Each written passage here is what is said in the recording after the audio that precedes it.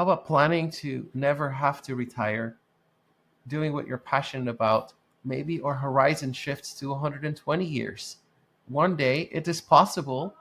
And even if it's not true and something unfortunate happens to me, how do we want to be remembered?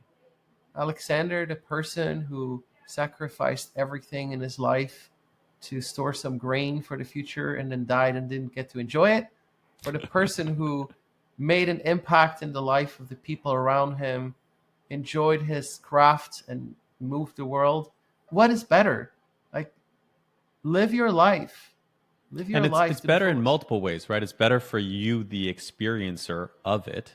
And then it's Right. also better for the outcomes that other people get from it. And if you Yeah. look at retirement as a concept, it's basically let me hurry up and get to the point where I'm old and close to death, right? Like that's Hmm. it's kind of like let me race as fast as possible Right. and just grind out all this work and save this money, and then I'll get to this holy land, which is basically, near, it's not death, but it's the end of your life, right? Whereas everyone talks about the best experiences of life are earlier typically. Yeah. So it's just a very backwards. It doesn't make sense for you, the individual. It doesn't make sense for the output that you create to do something that you don't enjoy. And maybe it makes sense from a societal perspective, but I don't think it even makes sense from a societal perspective of, It used to make sense.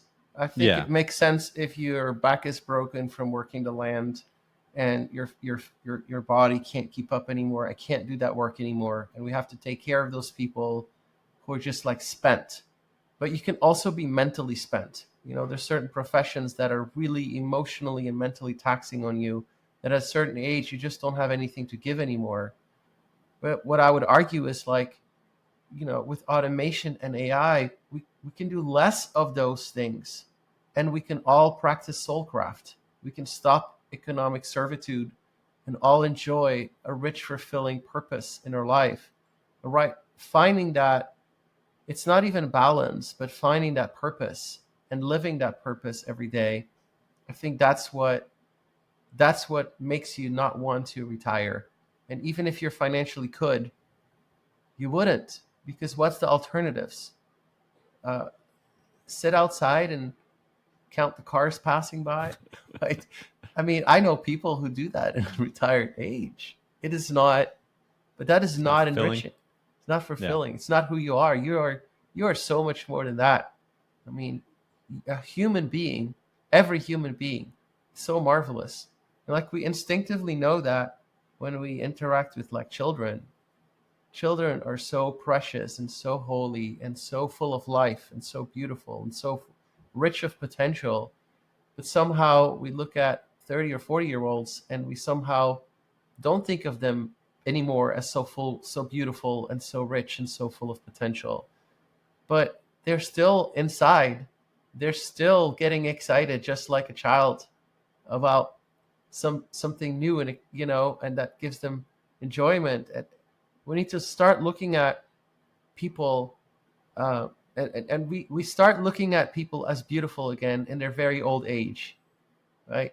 But what about that middle part of life Yeah. in between? Oh, it's so beautiful child, and oh, this precious old person is, you know driving, or crossing the street despite the struggle. Like, let me, like, you feel warmth in your heart towards that person. But what about the person in the middle of their life?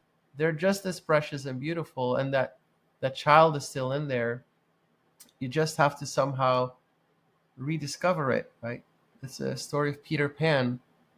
You can grow up and forget who you are, but I think that sometimes when you're really, really young, maybe like right before puberty, right? If you like go back in time, right before hormones messed with you, maybe you knew who you were.